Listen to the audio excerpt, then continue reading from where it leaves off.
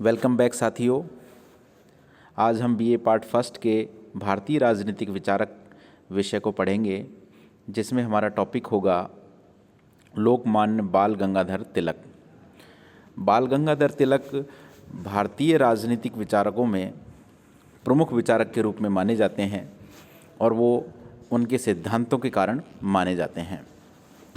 उन्होंने स्वराज्य पर अपने बहुत ही गहन विचार दिए, उन्होंने राष्ट्रीय शिक्षा पर अपने विचार दिए, निष्क्रिय प्रतिरोध पर अपने विचार दिए और उनकी जो शैली थी वो इस प्रकार के विचारक थे कि उन्होंने हिंसात्मक तरीके से तो स्वराज्य प्राप्ति की बात नहीं कही, उन्होंने अहिंसक तरीके से ही जनता को ब्रिटिश शासन के विरोधी बनाया। और उसके पीछे सबसे बड़ा कारण था कि जो उन्होंने पैटर्न बताया, जो उन्होंने तरीके बताए, वो बहुत ही रिलायबल पैटर्न थे। ऐसे पैटर्न थे जिनसे कि जनता सीधे उनसे जुड़ गई और ऐसे कार्य वो करने लगे जिससे कि जनता में एक ऐसी भावना पैदा हो गई कि स्वराज्य प्राप्ति ही हमारा अंतिम लक्ष्य है।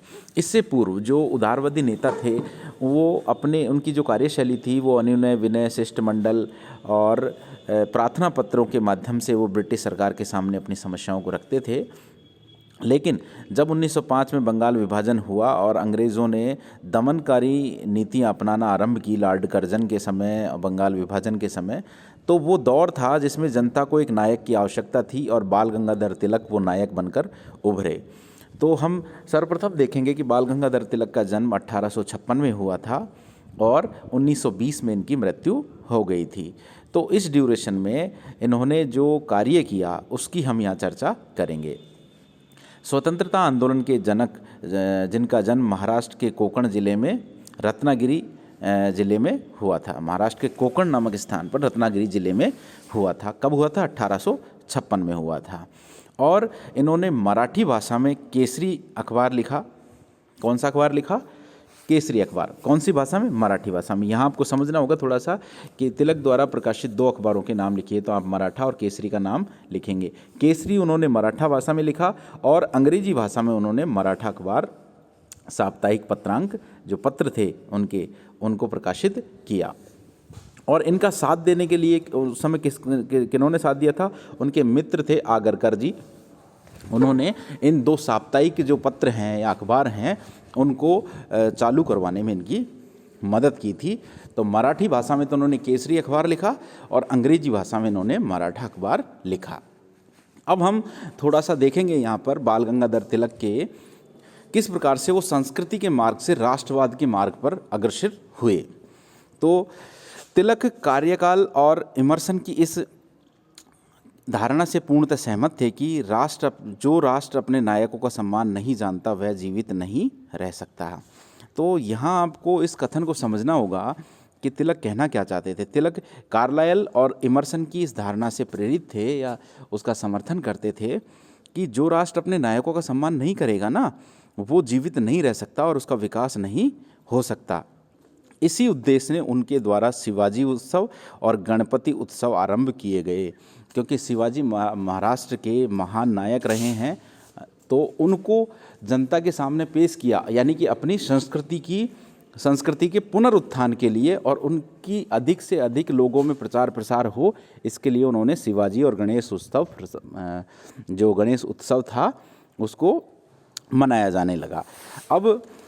अब हम यहाँ देखेंगे कि जिनका उद्देश्य क्या था। उद्देश्य था जनता में स्वाभिमान और आत्मसम्मान की भावना को पुनर्जीवित करना। इस जो उत्सव थे शिवाजी और गणपति उत्सव, इनको जो आरंभ करने का जो मुख्य उद्देश्य था श्री लोकमान्य बाल गंगाधर तिलक जी का, वो क्या था कि जनता में स्वाभिमान और आत्मसम्मान की भावना को पुनर्जीवित करना और हिंदुओं में धार्मिक उत्साह जागृत करना और उनमें एकजुटता की भावना को उत्पन्न करना था। उस ड्यूरेशन में 1905, 1906, 1907 का जो दौर था उसमें दमनकारी नीतियां अपनाई गई थी। बंगाल विभाजन हुआ, फूट डालो राज करो की नीति बहुत चरम पर थी। तो इन सबको देखते हुए भारतीय जनता को एकजुट करने के लिए, हिंदुओं को एकजुट करने के लिए उन्होंने शिवाजी और गणपति उत्सव आरंभ किए, जिससे उनका स्वाभिमान बढ़ सके, जनता का आत्मविश्वास बढ़ सके कि हमारा जो पूर्व जो समय था वो बहुत स्वर्णकालीन अतीत रहा है हमारा, उसके बारे में हिंदुओं में उत्साह पैदा किया जा सके और उनमें एकजुटता की भावना उत्पन्न हो सके, जिससे भारत की राजनीतिक दास्ता का अंत किया जा सके। इसके पीछे अंतिम मोटिव जो था कि ऐसी जागृति लाकर जनता को राजनीतिक दास्ता से मुक्त किया जा सके। जो राजनीतिक रूप से दास बन गए थे व्यक्ति अंग्रेज़ों के, उस दास्ता का अंत करना वो चाहते थे। अब इन्होंने जो प्रमुख पुस्तक लिखी उसका नाम था गीता रहस्य। ये आप ध्यान रखेंगे, आप बताएंगे कि भाई 1856 में महाराष्ट्र के कोकण नामक स्थान के रत्नागिरी ज़िले में बाल गंगाधर तिलक का जन्म हुआ और उन्होंने मराठा और केसरी साप्ताहिक पत्र इन्होंने चलाए और उन्होंने गणपति और शिवाजी उत्सव आरंभ किए, जिसका उद्देश्य था लोगों की, जो भारतीय लोग थे, भारतीय जनता थी या हिंदू लोग थे, उनकी राजनीतिक दास्ता का अंत करना इनका उद्देश्य रहा। और इनकी जो प्रमुख पुस्तक थी वो कौन सी थी? गीता रहस्य और the Arctic home of the Vedas. The Arctic home of the Vedas, ध्यान रखेंगे आप दोनों पुस्तकों के नाम, गीता रहस्य और the Arctic home of Vedas. अब हम यहाँ थोड़ा सा तिलक के एक विचार हैं, तिलक का पुनरुत्थानवादी राष्ट्रवाद, तिलक की स्वराज्य की अवधारणा और तिलक की राष्ट्रीय शिक्षा और तिलक को क्यों भारतीय राजनीति में अशांति का जनक कहा जाता है, इन 3 टॉपिकों को हम पूर्व वीडियो में कवर कर चुके हैं। यहाँ हम देखेंगे तिलक के पुनरुत्थानवादी राष्ट्रवाद, जो 50 शब्दों में आपके आ सकता है। तिलक का राष्ट्रवाद अंशतः पुनरुत्थानवादी राष्ट्रवाद था। उन्होंने वेदों एवं गीता से आध्यात्मिक शक्ति और राष्ट्रीय उत्साह ग्रहण करने का संदेश दिया और बताया कि भारत की प्राचीन परंपराओं के आधार पर ही आज के भारत के लिए स्वस्थ राष्ट्रवाद की स्थिति को प्राप्त किया जा सकता है।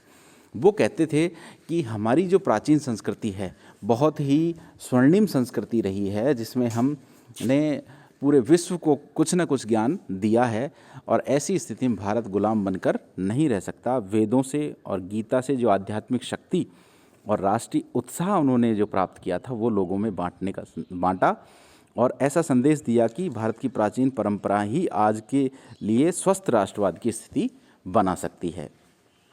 राष्ट्रीयता को आध्यात्मिक और सांस्कृतिक स्वरूप प्रदान करने के उद्देश्य से ही उन्होंने गणपति उत्सव और शिवाजी उत्सव प्रारंभ किए थे। भारत की प्राचीन परंपराओं और प्राचीन गौरव के आधार पर स्वस्थ राष्ट्रवाद की स्थापना का प्रयत्न ही पुनरुत्थानवादी राष्ट्रवाद है। इसे सांस्कृतिक राष्ट्रवाद भी कहा जा सकता है। एग्ज़ाम के अंदर पुनरुत्थानवादी राष्ट्रवाद या सांस्कृतिक राष्ट्रवाद के नाम से सवाल आ सकता है, तो इसको आप इसमें कंफ्यूज ना हो और आप सीधा बताएं कि जो तिलक थे उन्होंने गीता रहस्य पुस्तक, the Arctic home of the Vedas पुस्तक और गणपति और शिवाजी उत्सव, इनके माध्यम से भारत के जो वेद और गीता है उनके उत्साह को जनता में प्रेषित किया और बताया कि भारत की जो प्राचीन परंपराएं और प्राचीन गौरवपूर्ण व्यवस्थाएं रही हैं, उन्हीं से आज के भारत में स्वस्थ राष्ट्रवाद की स्थापना हो सकती है और इसे ही क्या कहा जाता है? पुनरुत्थानवादी राष्ट्रवाद या सांस्कृतिक राष्ट्रवाद कहा जाता है।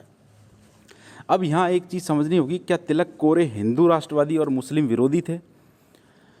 ये बड़ा सवाल बन के आता है कि गणपति उत्सव, शिवाजी उत्सव और गीता, ये सारी चीज़ें हिंदुओं से जुड़ी हुई हैं, तो क्या तिलक को हिंदू राष्ट्रवादी मान सकते हैं और मुस्लिम विरोधी माना जाए?